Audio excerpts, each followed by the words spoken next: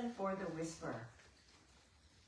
Deep inside, a strong but gentle guide that only the heart can hear. Isn't that true? It's such a beautiful reminder that that's really where our knowledge and our power is. So my talk today is called Open Enrollment.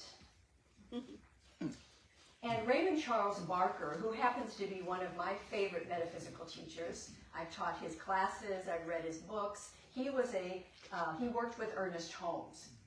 And Raymond Charles Barker said, 90% of the way you handle life comes from the subconscious mind. Now, we've heard this before in some way, right? The conscious mind makes choices, but the subconscious accepts and carries them out without any judgment.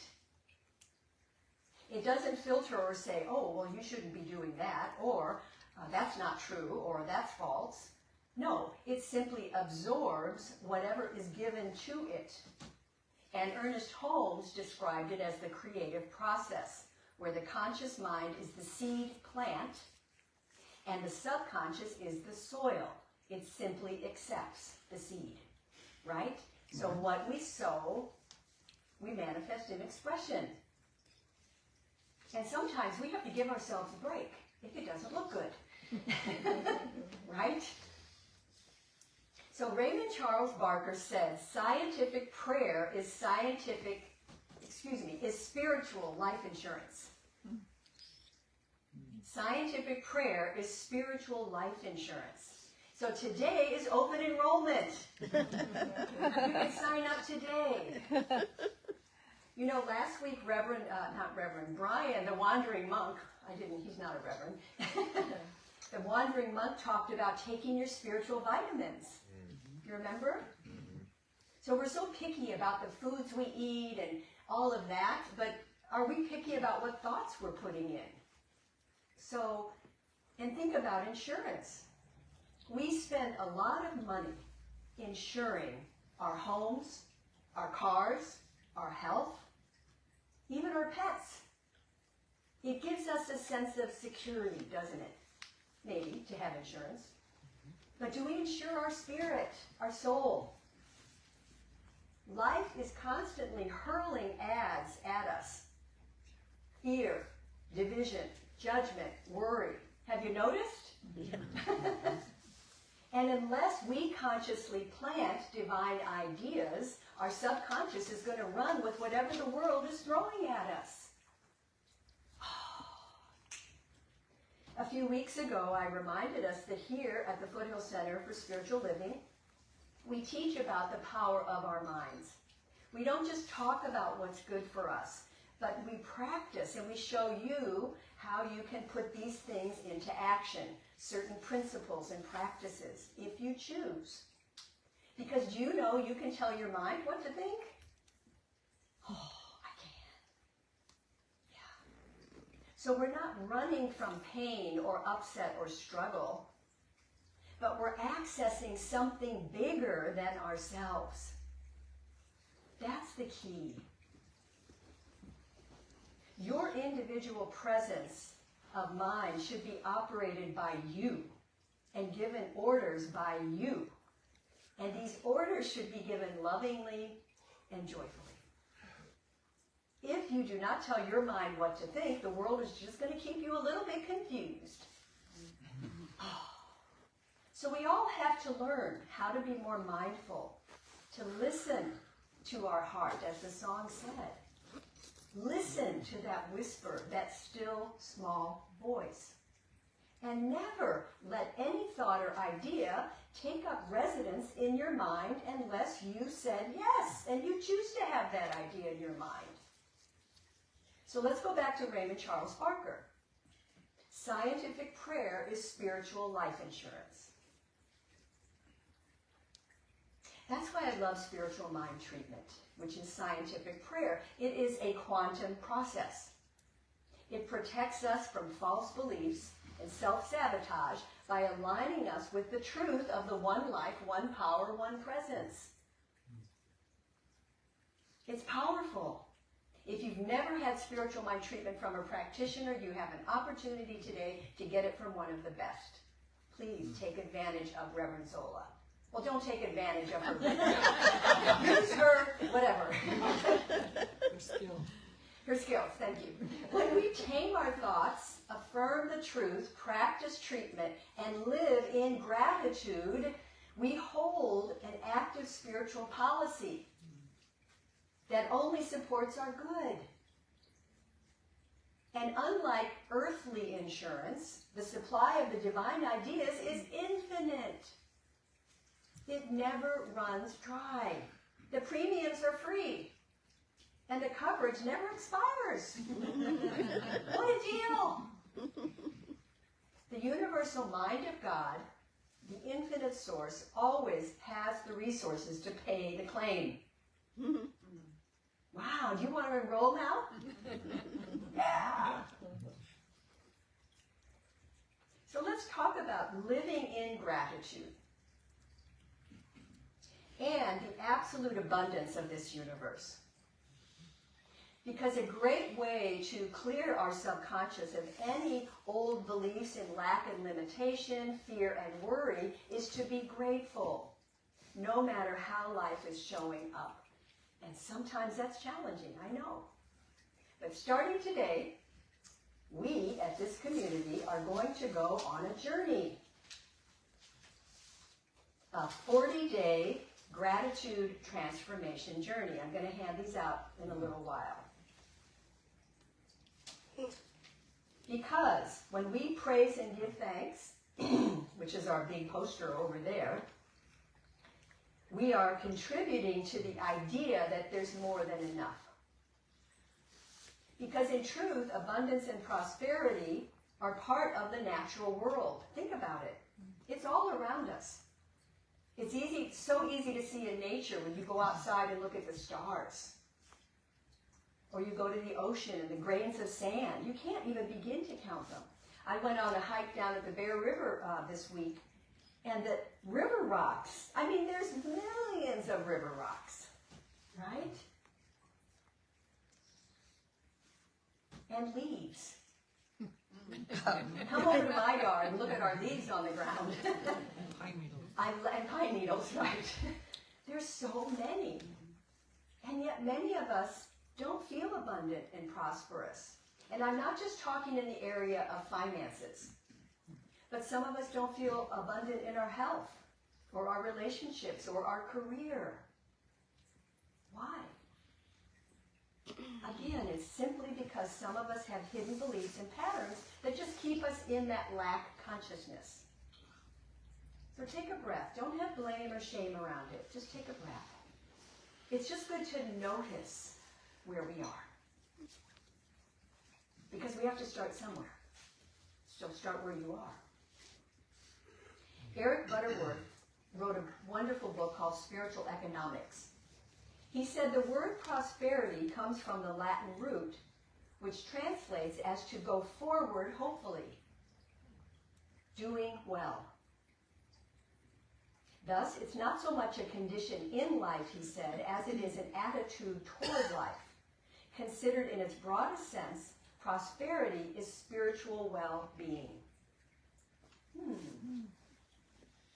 And I might add that when we have spiritual well-being, aren't we flourishing and thriving? And maybe heading in a good direction? So the universe itself, bless you, is governed by physical and spiritual laws. And one such law is the law of circulation. You ever heard of that? Yeah. And circulation is a basic necessity of life.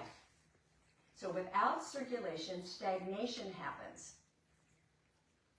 And life can't be sustained. You can't live if you only inhale. You have to exhale, right? Your breath has to circulate. You can't live if your blood does not circulate through your body. It's the same with the law of circulation. If you obey the law of circulation, and if you only have a monetary idea of abundance, then regardless of how much money you get, it'll never be enough. Have you ever noticed, like, sometimes really wealthy people are really the unhappiest people in the world? Yes.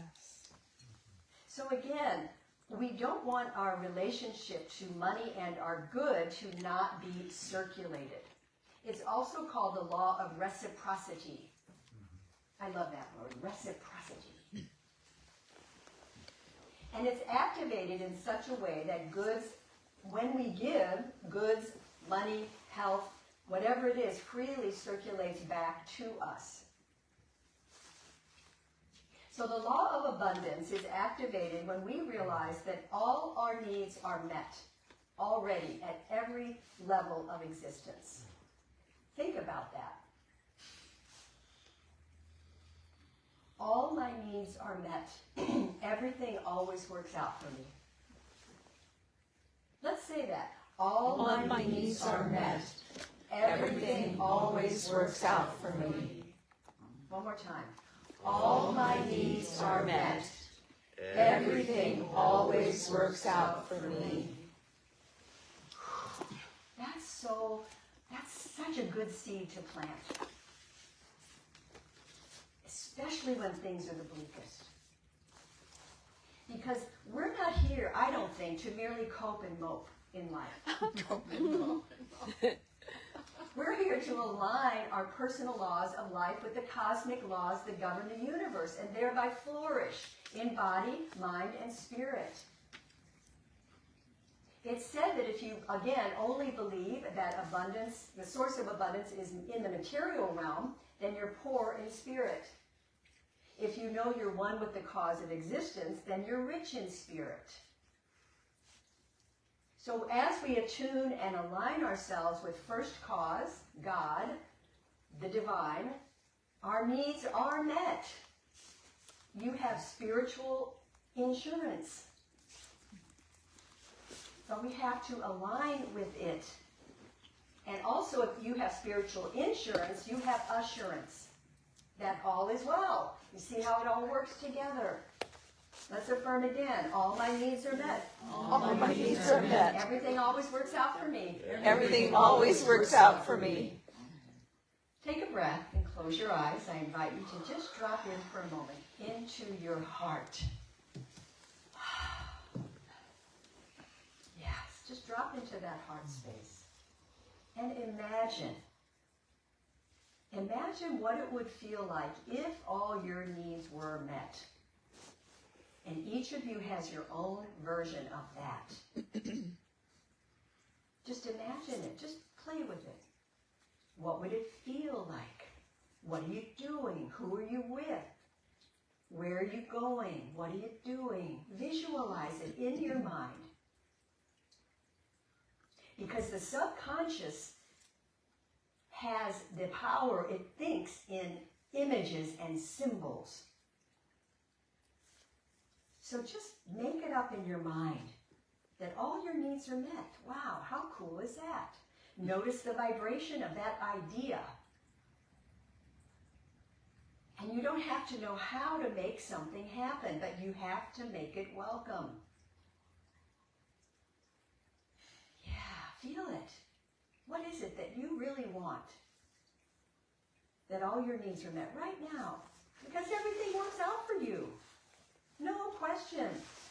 Be the thing you desire. Be the clarity. Be the peace. Be the health. Be the financial prosperity. Be the job. Whatever it is, you are it. Feel what that feels like.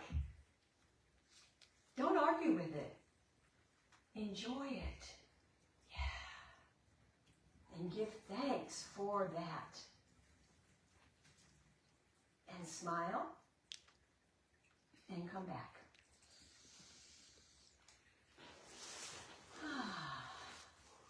You know, it's interesting. I've had people say to me, oh, I don't have a good imagination. I can't really imagine things. I've heard this before. And I think, well, if you have kids, have you ever, they didn't show up when they were supposed to come home. Have you ever imagined the worst case scenario? Like, oh gosh, maybe they're this, maybe they have this happen. That's imagination too. Yeah. So we all have imagination.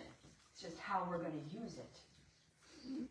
The Hindu Upanishad tells us, he who realizes the sphere of space hidden in the cavern of his heart grasps all that may be desired and comes into contact with the immensity.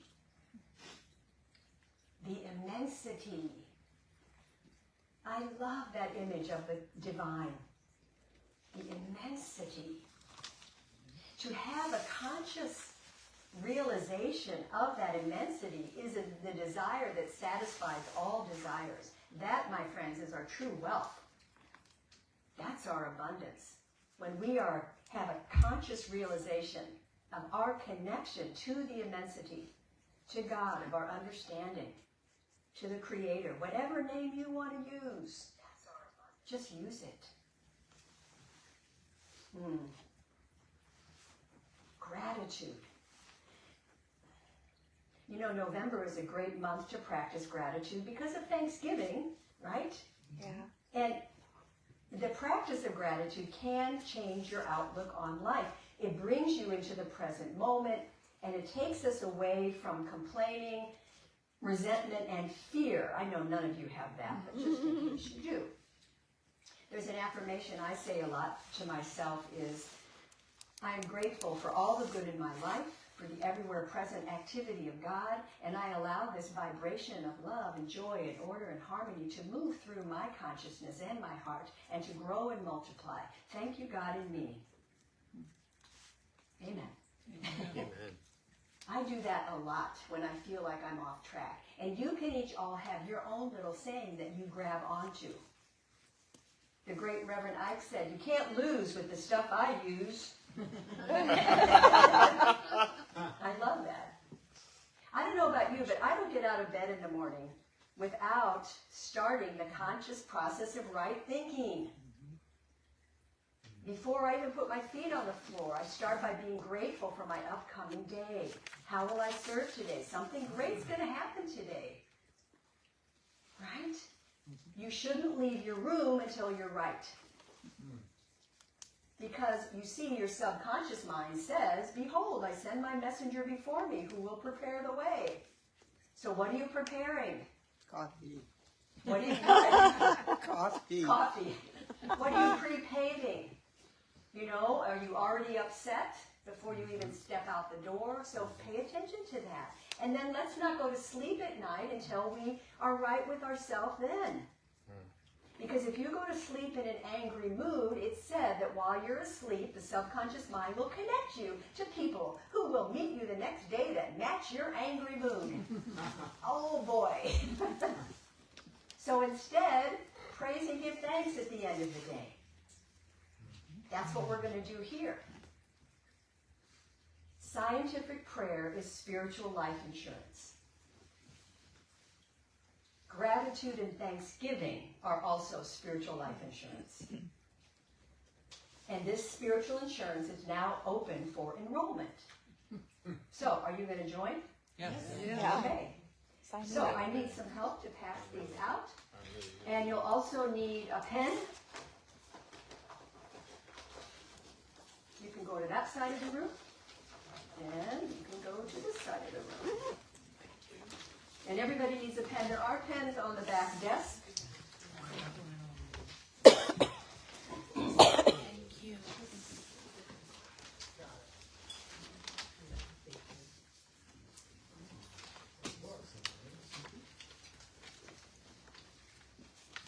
Thank you.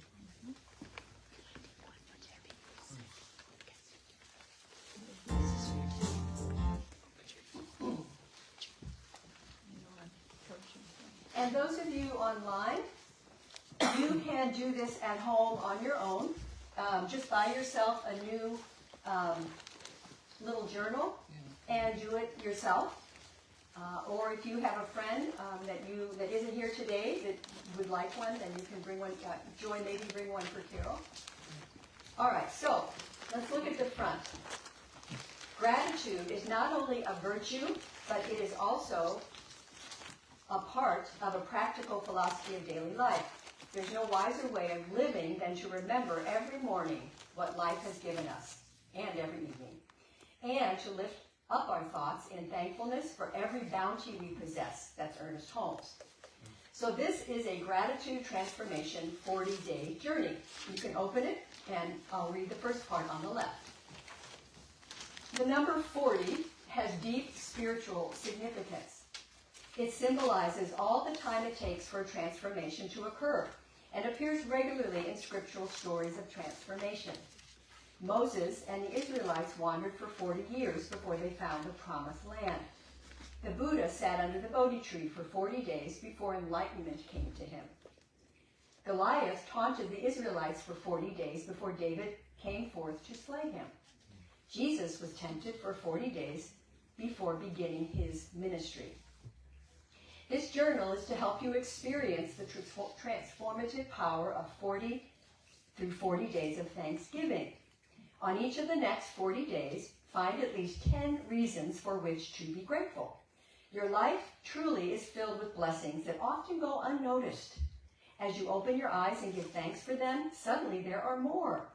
Be grateful not only for the blessings you receive, large and small, but for the blessings you give.